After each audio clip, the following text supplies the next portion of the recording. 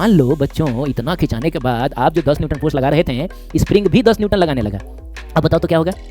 तो ना आप जीत रहे हैं ना ये जीत रहा है। इसका मतलब हुआ कि ये ब्लॉक अब यही रह जाएगा। फोर्स लगाएंगे तो ये इधर फोर्स लगाएगा आपको अपोज करने के लिए। और दूसरी बात, अगर हम इसको छोड़ दें तो क्या होगा? तो बच्चों वापस चला जाएगा। कौन ले जाएगा? तो स्प्रिंग ले जाएगा। इसका मतलब स्प्रिंग इस पर इस डायरेक्शन में फोर्स लगा रहा था। स्टैटिक फ्रिक्शन तब लगेगा जब स्लाइडिंग नहीं हो रही है, लेकिन स्लाइडिंग की टेंडेंसी है। और काइनेटिक फ्रिक्शन तब लगेगा जब स्लाइडिंग हो रही है।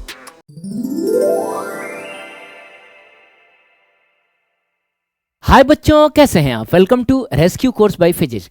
बच्चों लास्ट लेक्चर में हमने नॉर्मल और टेंशन फोर्स की बात की थी। इसमें हम बात करेंगे स्प्रिंग फोर्स की और फ्रिक्शन फोर्स की। तो बच्चों स्प्रिंग फोर्स नाम ही से समझ में आ रहा है ना कि एक ऐसा फोर्स होगा जो स्प्रिंग के द्वारा लगाया जाएगा। ठीक है।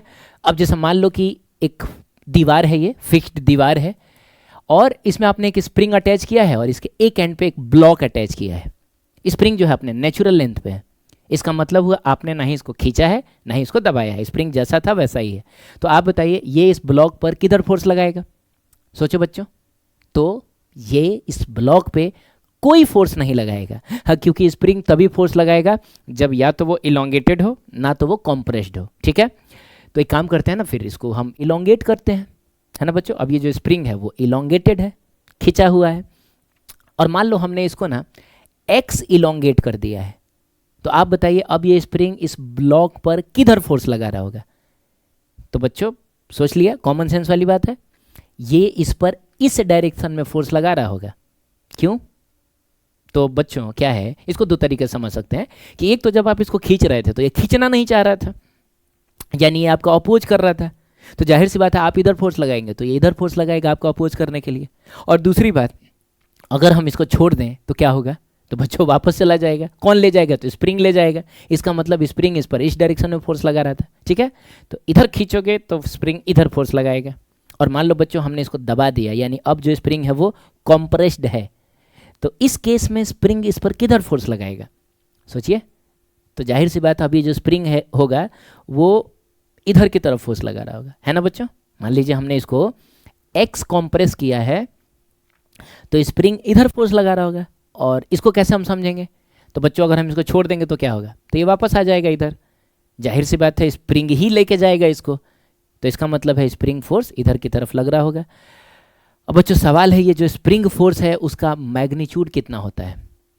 तो पहले तो याद रखना कि spring force directly proportional to X होता है, जिसमें एक्स जो है या तो इलोंगेशन हो सकता है नहीं तो कॉम्प्रेशन हो सकता है। इसका मतलब हुआ कि आप स्प्रिंग को जितना खींचेंगे स्प्रिंग फोर्स उतना ही बढ़ता चला जाएगा। समझ रहे हो? थोड़ा सा खींचोगे तो स्प्रिंग फोर्स कम लगेगा, ज़्यादा खींच दोगे स्प्रिंग फोर्स ज़्यादा लगेगा, है ना।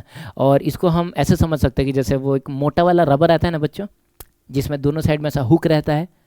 अरे हम लोग बचपन में बैग बांधने के लिए, साइकिल में बैग बांधने के लिए उसका इस्तेमाल करते थे। जैसे कैरियर पे जब हम लोग बैग रखते थे ना, भारी हो जाता था तो गिरे ना, इसके लिए उसको हम उस रबर से बांधते थे। आज के ज़माने में भी लोग बाइक वगैरह में यूज़ करता है सिलेंडर वगैरह बांधने के लिए, है ना। तो वो आप ना रबर ले लेंगे, मोटा सा रहता है वो। अब उसको पकड़ के तुम खींचना, देखो उसका बिहेवियर कहीं ना कहीं स्प्रिंग की तरह है। हालांकि पूरी तरीके से स्प्रिंग नहीं है, क्योंकि स्प्रिंग को हम खींच भी सकते हैं, दबा भी सकते हैं। जबकि ये वाले रबर की जिसकी मैं बात कर रहा हूँ, आप इसको सिर्फ खींच सकते हैं, आप दबा नहीं सकते। दबाएंगे तो ढीला हो जाएगा, आप समझ रहे हैं। लेकिन खींचने के दौरान इसका बिहेवियर स्प्रिंग की तरह रहेगा, क्योंकि खिंचा भी जाएगा और छोड़ दोगे तो वापस भी आ जाएगा। तो बच्चों उस रबर को ना तुम शुरू में जब खींचोगे ना तो बड़ा आसानी से खिंचाएगा, लेकिन उसको जैसे जैसे खींचते जाओगे खींचना तुम्हारे लिए मुश्किल होता जाएगा और एक ऐसा समय आएगा कि तुमसे खिंचाएगा ही नहीं, है ना। तो शुरू में आसान था, डिफिकल्ट होता गया और एक ऐसा समय आया कि आपके लिए खींचना इम्पॉसिबल हो गया। तो सवाल है ऐसा क्यों हुआ भाई? तो शुरू में इलोंगेशन कम था ना, तो ये आपका कम अपोज कर रहा था, क्योंकि स्प्रिंग के द्वारा लगाया गया force directly proportional to elongation होता है। मतलब जितना ज़्यादा इलोंगेशन उतना ज़्यादा स्प्रिंग फोर्स। फिर जैसे जैसे इलोंगेशन बढ़ता गया इसका अपोज भी बढ़ता गया, है ना। अब ये ज़्यादा फोर्स लगा के आपको अपोज कर रहा है, इसीलिए आपके लिए खींचना मुश्किल होता जा रहा है ना। तो इसको चलिए मैं एक काम करता हूँ, मैं थोड़ा सा न्यूमेरिकली आपको समझा देता हूँ। तो मान लो बच्चों ये एक स्प्रिंग है, ये एक ब्लॉक है और आप इसको खींच रहे हैं। आपने 10 न्यूटन का फोर्स लगाया, तो चूंकि अभी ये खिंचाया नहीं है, अभी अभी आपने फोर्स लगाना शुरू किया है, तो स्प्रिंग अभी कोई फोर्स नहीं लगा रहा होगा। तो ठीक है, आप जीत गए, स्प्रिंग आपको अपोज ही नहीं कर रहा है। इसका मतलब ये खिंचाएगा बच्चों। तो मान लो ये थोड़ा सा खिंचाया है ना, और आप तो 10 ही न्यूटन लगा रहे हैं, लेकिन चूंकि थोड़ा सा खिंचाया तो अब स्प्रिंग फोर्स थोड़ा सा लगेगा, कुछ 2 न्यूटन। तो नेट फोर्स तो अभी भी इधर की तरफ 8 न्यूटन रहे, है ना बच्चों। यानी आप जीत रहे हैं, आप ज़्यादा फोर्स लगा रहे हैं, तो ये और खिंचाएगा।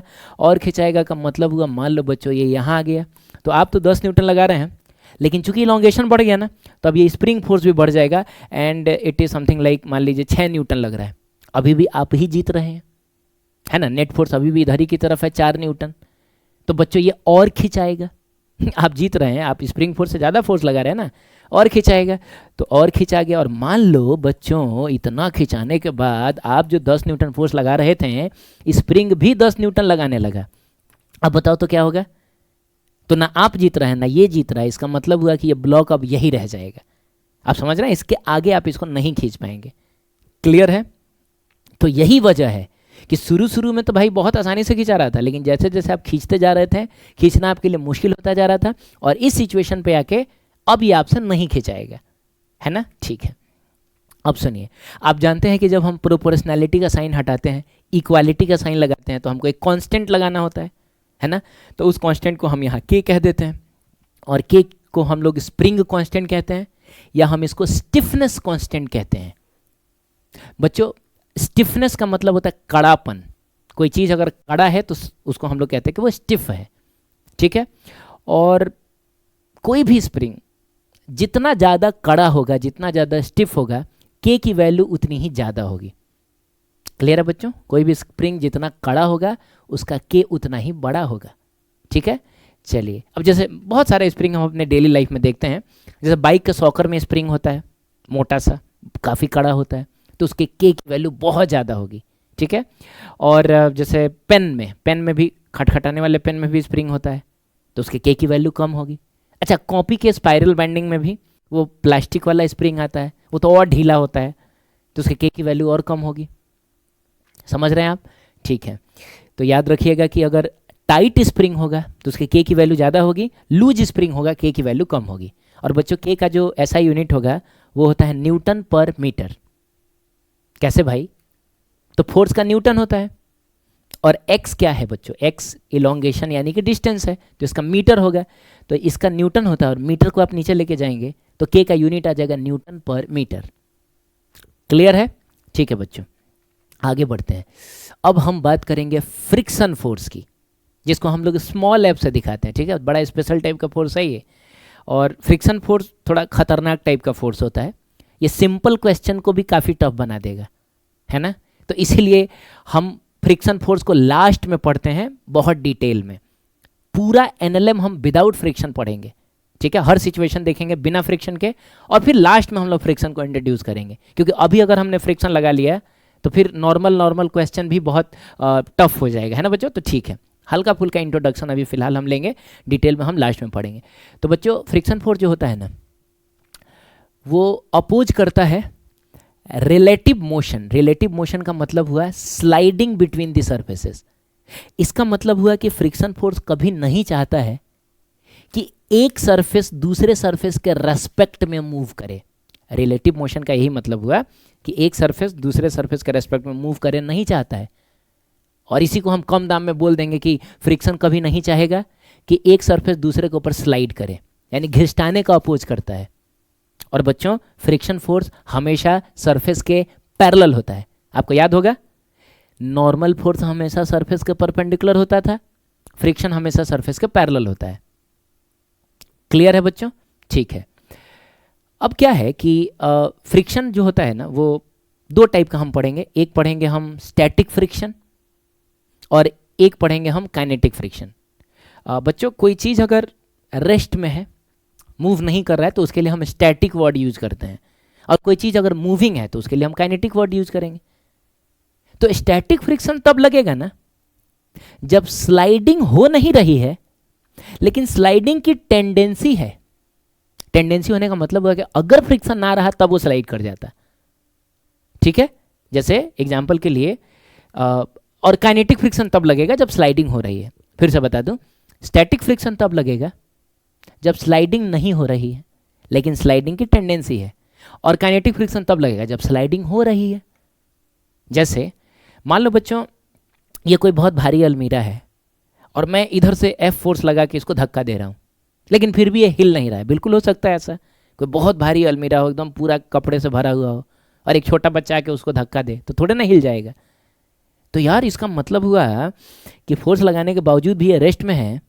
इसका मतलब हुआ कि कोई ना कोई फोर्स जरूर होगा जो इस डायरेक्शन में होगा, जो इसको कैंसिल कर रहा होगा।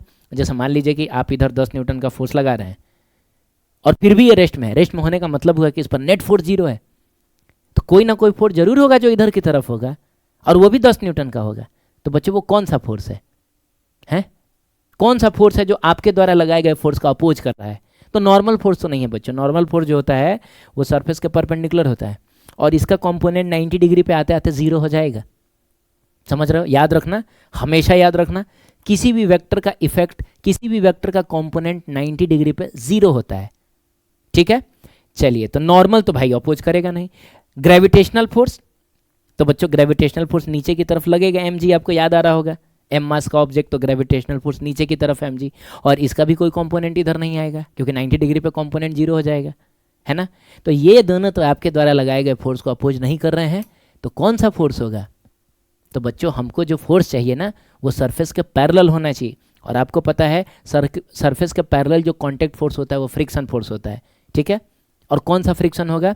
तो ये स्टैटिक फ्रिक्शन होगा, क्योंकि यहाँ स्लाइडिंग नहीं हो रही है। हाँ, लेकिन स्लाइडिंग की टेंडेंसी जरूर है।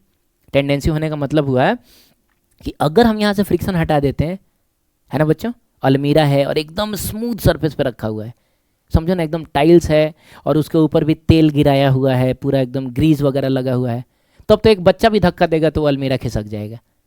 तो अभी फिलहाल स्लाइडिंग की टेंडेंसी है, ये अलमीरा मूव करना चाहता है लेकिन मूव कर नहीं रहा है, तो जो फ्रिक्शन लगेगा वो स्टैटिक होगा। लेकिन बच्चों मान लो इसको मैंने ऐसे मारा, अरे सॉरी ज़्यादा ही जोर से मार दिया, ऐसे मारा तो थोड़ी देर बाद जाकर रुक गया, यानी यहाँ एक्चुअल में स्लाइडिंग हो रही है। तो सवाल है कौन से फोर्स ने इसको रोका होगा स्लाइड करने से? तो जाहिर सी बात है वो जो भी फोर्स होगा वो वेलोसिटी के ऑपोजिट होगा, क्योंकि हमने पढ़ा है कि वेलोसिटी के ऑपोजिट डायरेक्शन वाला फोर्स ही स्पीड को कम करता है। तो बच्चों वेलोसिटी इधर है, यानी फोर्स इधर होना चाहिए, सरफेस के पैरेलल होना चाहिए, और सरफेस के पैरेलल जो कांटेक्ट फोर्स होता है वो फ्रिक्शन फोर्स होता है ना बच्चों। तो इस केस में जब हम कुछ वेलोसिटी के साथ इसको इसको ऐसे मार रहे हैं, तो जो फ्रिक्शन इधर की तरफ लगेगा वो काइनेटिक फ्रिक्शन होगा, उसको हम एफ के से डिनोट करेंगे। ठीक है बच्चों, तो जहां स्लाइडिंग हो रही है वहां काइनेटिक फ्रिक्शन, जहां स्लाइडिंग नहीं हो रही है वहां स्टैटिक फ्रिक्शन। और बच्चों इसके बारे में अभी और भी बहुत सारी चीज़ें पढ़नी है। ठीक है, जब हम लोग लास्ट में इसको पढ़ेंगे ना, तो इतना ही समझाने के लिए मैं और भी ढेर सारे एग्जाम्पल्स लूँगा। अभी ज़्यादा एग्जाम्पल लेना टाइम का वेस्ट होगा। ठीक है, बोलो बच्चों। ठीक है, चलिए फिर हो गया, 4 टाइप का कॉन्टैक्ट फोर्स हमको पढ़ना था। अब हम न्यूटन्स लॉज पढ़ने के लिए तैयार हैं। ठीक है, फोर्सेस के बारे में हमने पढ़ लिया, तो मिलते हैं हम नेक्स्ट लेक्चर में बच्चों। तब तक के लिए थैंक यू सो मच।